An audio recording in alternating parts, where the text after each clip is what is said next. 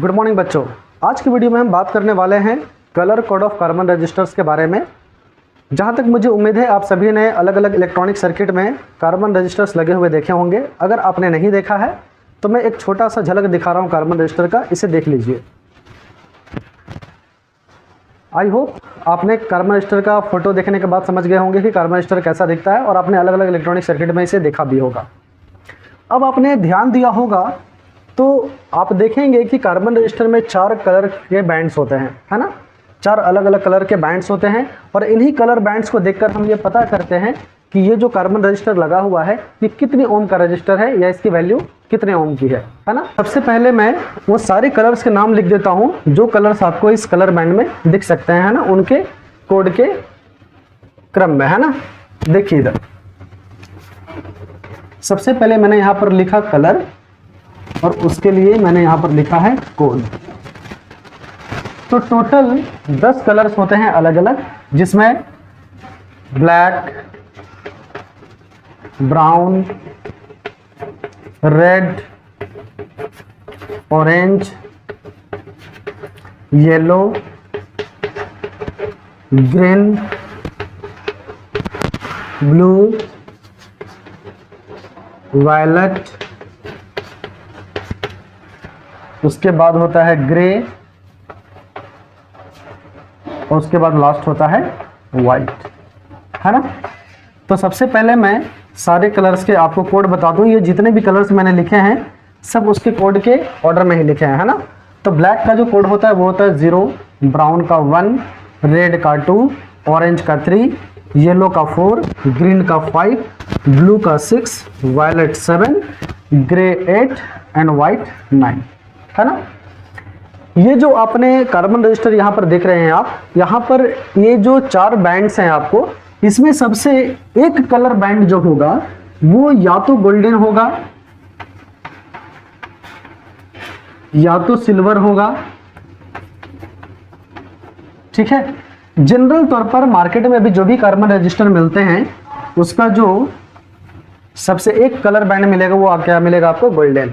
अब ये जो गोल्डन कलर है इसका काम क्या है, ये 2 काम करता है। सबसे पहले तो एक रजिस्टर को देखने के बाद में अब 4 कलर बैंड्स हैं तो हमें पहले तो ये सोचना होगा कि कलर हम लोग लेफ्ट से काउंट करना स्टार्ट करें या राइट से।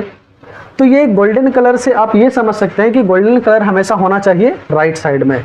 ये जो गोल्डन कलर है हमारा ये हमेशा कहाँ होना चाहिए, राइट साइड में। तो इससे ये समझ में आ जाता है कि हम कार्बन रजिस्टर को सही देख रहे हैं, है ना।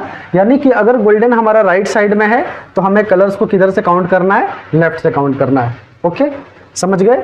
चलिए, तो पहला काम क्या है गोल्डन कलर का कि ये ओरिएंटेशन बताता है कि आपने रजिस्टर को सही देख रहे हो आप या नहीं, या आपने रजिस्टर को सही पकड़ा है या फिर नहीं, ठीक है।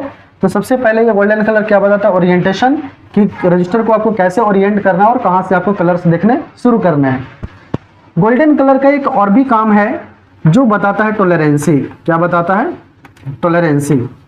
टॉलरेंसी का मतलब यह होता है कि हर एक कार्बन रजिस्टर किसी फिक्स ओम का रेजिस्टेंस होता है। मान लेते हैं कि हमने एक रजिस्टर बनाया 100 ओम का, बट उसकी टॉलरेंसी है 5%। तो टॉलरेंसी का मतलब यह होता है कि ये कार्बन रजिस्टर अपने वैल्यू से 5% ज़्यादा या कम वैल्यू पर भी इस्तेमाल किया जा सकता है। जैसे अगर मैंने 100 ओम का रजिस्टर बनाया है तो मैं उससे 5% ज़्यादा यानी कि 105 ओम, 5% कम यानी कि 95 ओम का जगह पर भी उसका इस्तेमाल हम लोग कर सकते हैं। लेकिन जनरली हमें रजिस्टर जिस वैल्यू का यूज़ करना है हमें उसी वैल्यू का ही यूज़ करना चाहिए। ये टॉलरेंसी हम लोग तब इस्तेमाल करते हैं जब किसी कारण से रजिस्टर अवेलेबल नहीं है मार्केट में, ठीक है। चलिए, तो अब हमारे पास एक तो गोल्डन कलर हमारा क्या बताएगा, ओरिएंटेशन, और दूसरा क्या बताएगा, टॉलरेंसी। जनरली जितने भी कार्बन रजिस्टर बनाए जाते हैं वो सब की टॉलरेंसी 5 से लेके 20% तक होती है और ये डिपेंड करता है उनके कलर्स पे। अगर आपने गोल्डन कलर है राइट साइड में तो उसकी टॉलरेंसी 5 से 10% की होती है। अगर सिल्वर कलर है तो 10 से 20% की होती है। एक कलर यहाँ पर कभी कभी ऐसा होता है नो कलर होता है ना, उसके बारे में हम लोग बात अभी नहीं करेंगे क्योंकि वैसे रजिस्टर मार्केट में जनरली अवेलेबल नहीं होते, ठीक है। चलिए, तो अब सबसे पहले हमारे पास फर्स्ट कलर बैंड है, उसके बाद ये सेकंड कलर बैंड है, उसके बाद ये थर्ड कलर बैंड है। ओके, तो सबसे पहले ये जो हमारा फर्स्ट कलर बैंड है और ये जो सेकंड कलर बैंड है इसकी वैल्यू जैसी है वैसे ही हम लोग लिख देंगे, है ना। मान लेते हैं कि हमारा इस रजिस्टर में पहला कलर है ब्लू, ठीक है, सेकंड कलर है रेड और थर्ड कलर है ऑरेंज, ठीक है। ये 3 बैंड्स हैं। तो हम लोग इसका वैल्यू कैसे कैलकुलेट करेंगे, ध्यान से देखिए। ये हमारा लास्ट वाले कलर का है ना। ध्यान से देखेंगे आप। सबसे पहले ये देखेंगे कि ब्लू का कलर कोड क्या होता है। तो ब्लू का कलर कोड होता है 6। तो हम लोग सबसे पहले लिखेंगे 6। वैसे ही रेड का कलर कोड क्या होता है, तो रेड का कलर कोड होता है 2। तो हमने यहाँ पर क्या लिखा, 2। आई बात समझ में। अब ये सोचना है कि अब तीसरे कलर को क्या जैसा उसका कोड है क्या वैसे ही लिख देंगे, नहीं। फर्स्ट 2 कलर जो सेकंड और फर्स्ट और सेकंड जो कलर बैंड है उसका जो भी कोड होता है हम लोग बिल्कुल वैसे ही लिख देते हैं और इसमें क्या मल्टीप्लाई करते हैं, 10। और अब हमें देना है 10 का पावर। क्या देना है, 10 का पावर। तो अब आप ये समझेंगे कि ऑरेंज का कलर कोड क्या होता है, 3। तो हम लोग यहाँ पर क्या देंगे, 10 का पावर 3। ये इतने ही ओम का रजिस्टर होगा। क्या आप मेरी बात समझ पा रहे हैं। फर्स्ट कलर का जो भी कोड है हमने वो लिखा, सेकंड कलर का जो भी कोड है हमने वो लिखा, और जो थर्ड का जो कलर कोड होगा वो हमेशा 10 के पावर में होगा। तो हम लोग इसको क्या समझेंगे, 6, 2 और 10 का पावर 3 का मतलब क्या होगा, 1000।